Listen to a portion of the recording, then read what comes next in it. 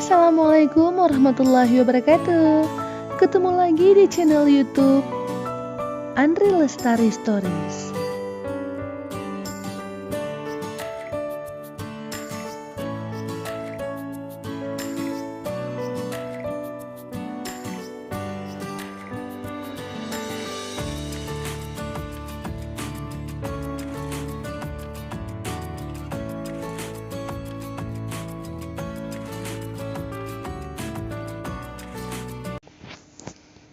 Aku berjalan menuju ruangan Azam. Setelah mengetuk pintu, aku pun segera masuk. Azam duduk di kursinya. Ia tersenyum melihatku. "Ada apa Bapak memanggil saya?" "Bapak? Kapan aku jadi bapakmu, Nat?" Mulai deh, sifat usilnya ternyata masih belum hilang. "Apa ada yang harus saya kerjakan, Pak?" "Bapak lagi. Kamu lihat tampangku tua begitu apa? Maunya apa sih?" "Azam, masih banyak yang harus aku pelajari. Kalau memang gak ada yang mau dibahas, aku permisi." "Kamu kaku sekali sekarang. Urusan rumah tangga, jangan bawa-bawa ke tempat kerja." Azam membuat hatiku panas. Masih pagi, tapi mood sudah 2 kali hancur. Ambiar. "Maaf, aku permisi." Kubalikkan badan menuju pintu. Tiba-tiba tirai lebar menutupi kaca ruangan Azam. Aku kaget dan melihat sekeliling. Penglihatan keluar ruangan terhalang tirai yang sudah diturunkan. Aku baru tahu jika ruangan Azam diset seperti itu. Jika tirai kembali dinaikkan, maka siapa saja bisa dengan leluasa melihat Azam di dalam ruangannya. Begitu juga sebaliknya, Azam bisa melihat kami dari dalam ruangannya. "Nadia, tunggu." Aku gugup seketika. Kudengar suara telapak kaki Azam yang mendekat. Secepat kilat, aku membalikkan badan. Aku kaget saat melihat dia sudah berada tepat di belakangku. Kamu mau apa?" Tanyaku tersendat. "Tenang, aku tahu diri kok, Nat. Kamu istri orang. Dulu saja aku selalu menjagamu.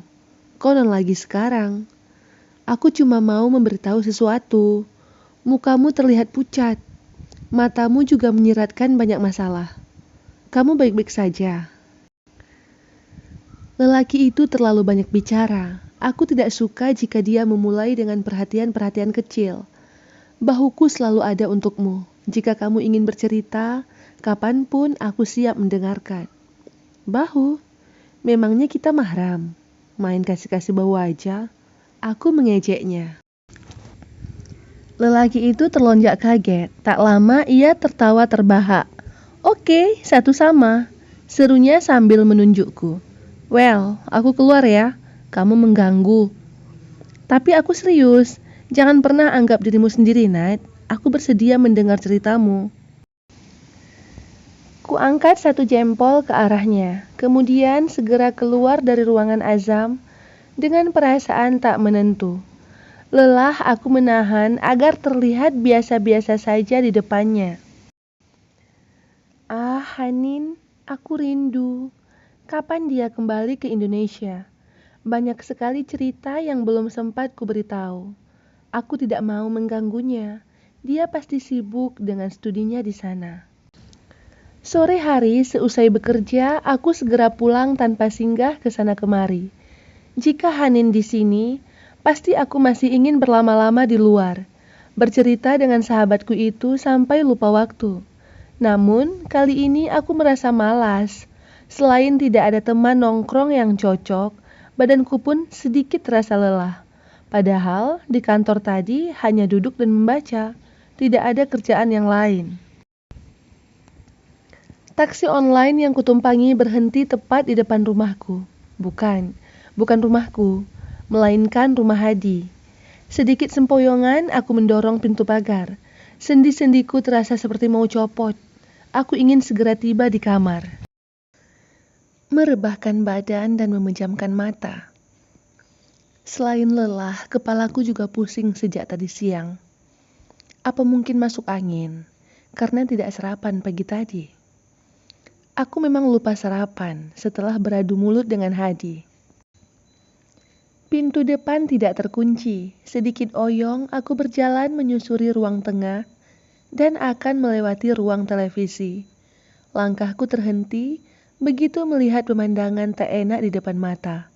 Hadi dan Tiara sedang memadu kasih di atas sofa.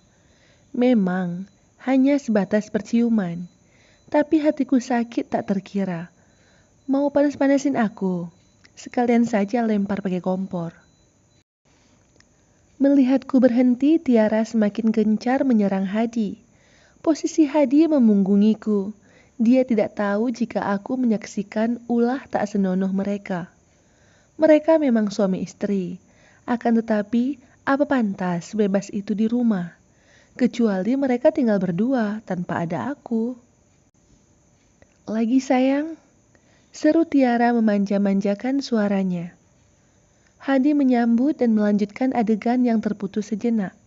Aku berdehem dan berjalan cepat menuju kamar.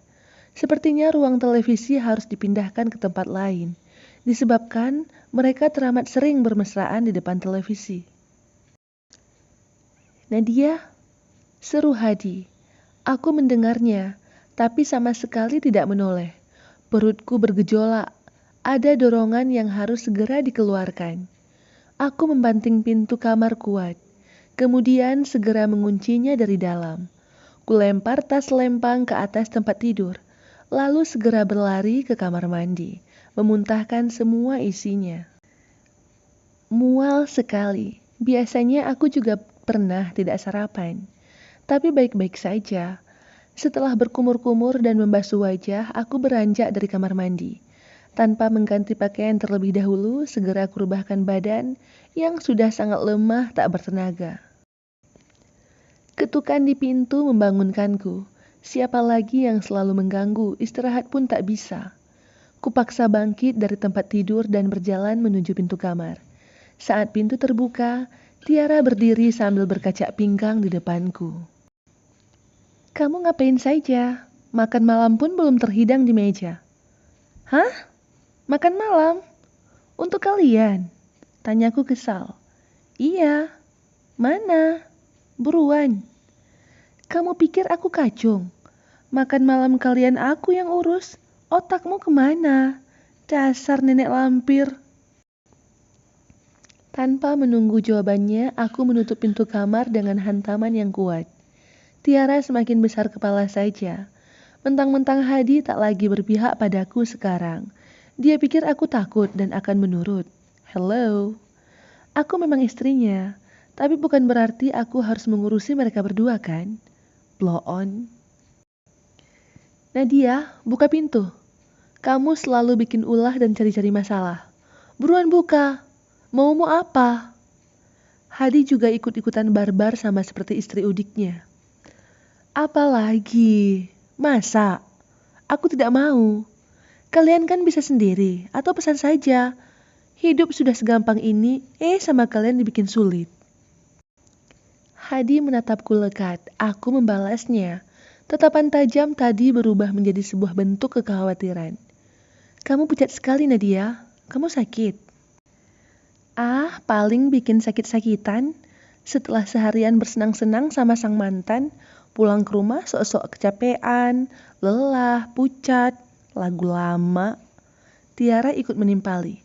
Ingin sekali aku mencakar wajah mulus dan glowing itu. Terserah deh, jangan ganggu aku. Macam hidup di zaman penjajah saja. Jangankan makan, istirahat pun gak bisa. Hadi masih melihatku tanpa kedip. Ada raut lain di wajahnya, entah apa yang sedang ia pikirkan. Kita ke dokter sekarang. Seru Hadi masih terdengar sedikit arogan. Peduli apa? Aku bisa sendiri. Aku tidak akan menyusahkan orang yang sama sekali tidak pernah menghargaiku. Apalagi sampai menuduhku yang tidak-tidak. Ujarku emosi. Jangan keras kepala Nadia. Jika sesuatu terjadi padamu, imbasnya juga ke aku. Aku pasti akan disidang oleh orang tuamu serta orang tuaku. Hadi masih bersikeras. Tenang saja, aku tidak akan pernah merepotkanmu. Tiara menarik Hadi agar segera pergi dari depan kamarku. Aku menatap kesal ke arah mereka berdua. Pasangan aneh, seatap dengan mereka membuat hari-hariku kelam tanpa warna. Kulirik jam dinding, waktu maghrib sudah hampir habis. Bergegas aku ke kamar mandi, membersihkan diri dan menghadap Sang Pencipta.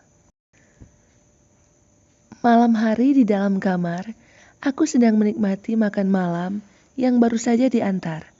Iya, setelah sholat maghrib, aku mendelivery beberapa jenis makanan. Sehabis mengeluarkan semuanya, perut terasa kosong dan ingin diisi dengan banyak makanan. Mie ayam pangsit sudah kuhabiskan 1 porsi. Jarang-jarang aku memesan makanan seperti itu di malam hari. Tapi aku sempat menelan saliva, membayangkan mie ayam tersebut. Sekarang waktunya menyantap nasi putih ayam geprek sambal hijau.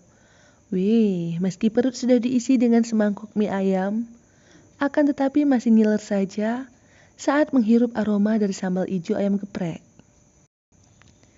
Dalam waktu 1 jam, aku bisa menghabiskan 2 makanan yang tergolong berat sekaligus.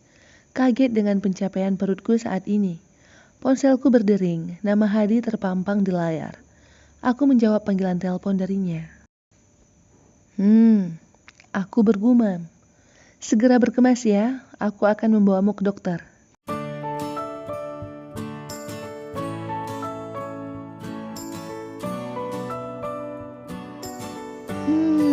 Kira-kira apa yang sedang terjadi dengan Nadia ya? Tinggalkan komentar kalian di bawah. Dan terima kasih. Wassalamualaikum warahmatullahi wabarakatuh.